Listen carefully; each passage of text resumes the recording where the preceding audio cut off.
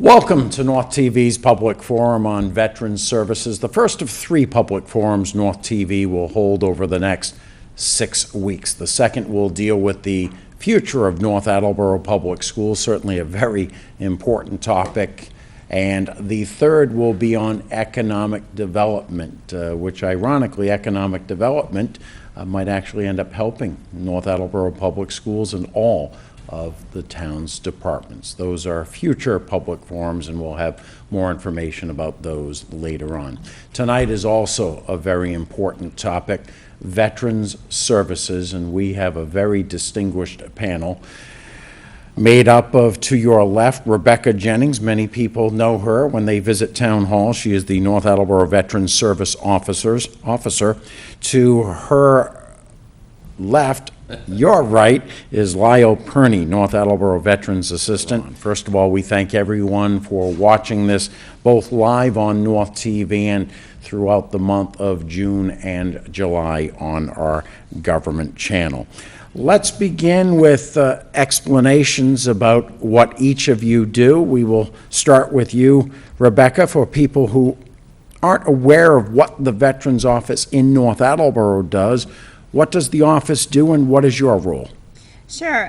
So our office, both myself and Lyle, we help veterans and their family members and survivors with resources and all sorts of benefits they might be entitled to.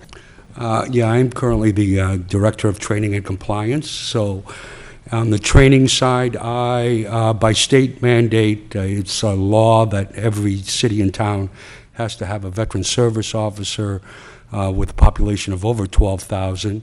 And I get the privilege to train them in both federal and state benefits. And David, you work out of the Boston office? Yes, I'm the National Service Officer for the Boston office. I'm the Assistant Supervisor.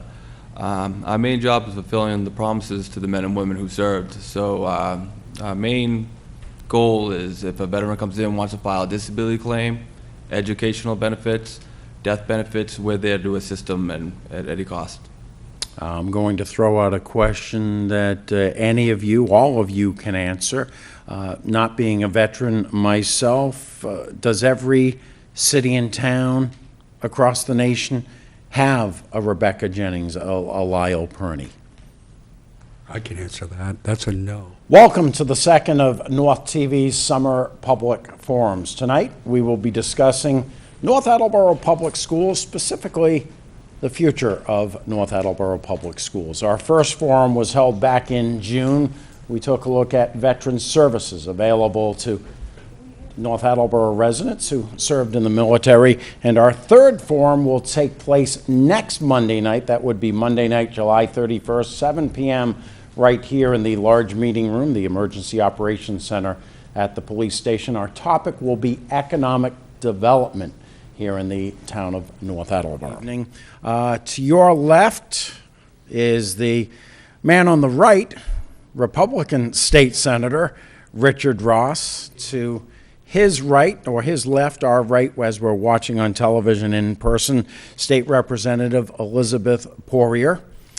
Next to Betty is Scott Holcomb, the Superintendent of Schools for the town of North Attleboro. And next to Scott is the North Attleboro Federation of Teachers President, Nicole Reminder. What we will do is I have drafted a number of topics that we will discuss with the panel. And then at about the 30 to 45 minute mark, we will open up the floor questions for the panel. Trevor Bowman, many of you know as our education channel coordinator at North TV. When we do open the floor, just raise your hand. Trevor will come over with a microphone. Hi, thank you. I have 2 entering first graders in the community school. My family has lived here for 2 years. We moved from Quincy for the school system, ironically, because we didn't want to send our kids to private school. While I can attest to how great the kindergarten teachers were at community, there is a very clear disparity between the community school and the other elementary schools, in large part due to the closure of one of our elementary schools. I've worked very actively with the PTO and been involved. I have one typical child and one child on IEP So I can very much appreciate the funding that goes into these children. However, in order for the town and the people to get behind providing the funding that we have spent all this time talking about that we need the support of all of our families, which we don't have right now at the community school. We have the highest percentage of children on an IEP than any other school in the district, with minimally more resources than the other schools. And there is no plan in place to change this. And if a proposition were to come up, it is very clear that the families of community don't have the knowledge behind it or the backing to help pass that through.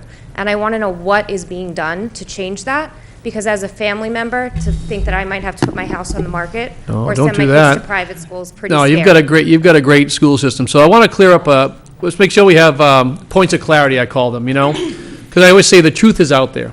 I'm not trying to quote X-Files, if you're an X-Files fan.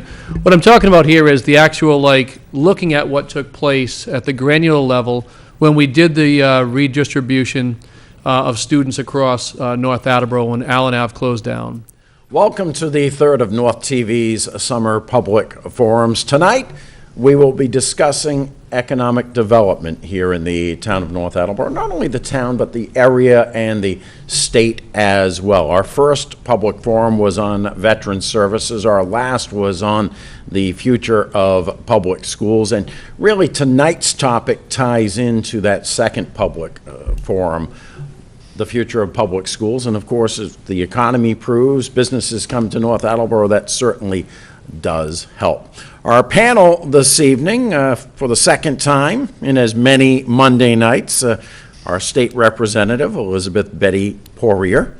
To her right is the chairman of the Board of Selectmen, Michael Lennox. To his left, your right, as you're watching on television, the town administrator here for the town of North Attleboro, Michael Gallagher. To Michael. I was wondering if there's any preliminary estimates of the value of 3 projects in town, specifically, 21 East Street, Jeweled Cross, and the branches. Do we have any, from building permits or anything else, public information, have any estimates of what the value of the construction is there? I don't. The assessed value? Is that what you're talking about? Yeah, anything would be indicative. I doubt the assessor's done his assessing yet, but anything would be indicative of the future assessed value of the projects. To figure out whether or not, to understand what would happen if the town were completely built out, we made some estimates on the value of all those properties, but that's all they were estimates. And I just it wouldn't be right for me to talk about those figures tonight, because they're just, best guesses.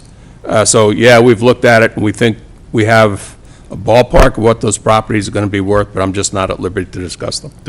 Does that become public information when they apply for building permits, or are building permit numbers not representative of reality anyhow? At that point in time, anybody can look at the assessor's website and see the assessed value of any property in town. Very good. And next time we go up to the State House to do a show with Betty, we have to visit that office. The view is sensational, I'm I'll sure. probably be in Holyoke at the time, but you're welcome to go in and do any paperwork you want there. He's not home very often. Thank you very much. Want to thank everyone watching at home. Want to thank the North TV Board of Directors for pushing for these public forums. Chris Miller, of course, has been the man behind the scenes, not only tonight, but each and every night of these forums.